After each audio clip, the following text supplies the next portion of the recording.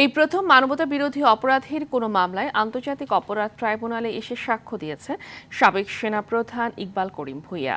আওয়ামী শাসনামলে শতাধিক মানুষকে গুমের ঘটনায় অভিযুক্ত সাবেক সেনা কর্মকর্তা জিয়াউল আহসানের বিরুদ্ধে দেয়া সাক্ষ্যে র্যাবের নানা অপরাধ কর্ম তুলে ধরেন তিনি।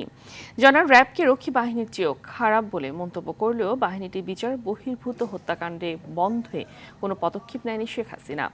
বিচারপতি গোলাম মুর্তজা মজুমদারের নেতৃত্বাধীন দুই বিচারপতি ট্রাইব্যুনাল একে দেয়া সাক্ষ্যে তিনি আরো বলেন, সে সময় মানুষ হত্যায় বেশ সুনাম কুড়িয়েছিলেন সাবেক সেনা কর্মকর্তা জিয়াউল হাসান।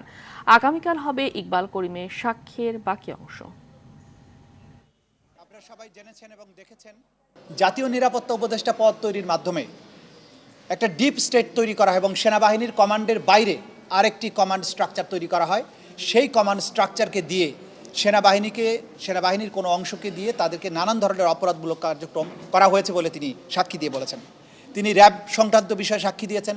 তিনি বলেছেন যে আমরা পেশাদার সৈনিকদেরকে র্যাবে পাঠাতাম এবং তারা পেশাদার খুনি হয়ে র্যাবে আবার ব্যাক করতাম।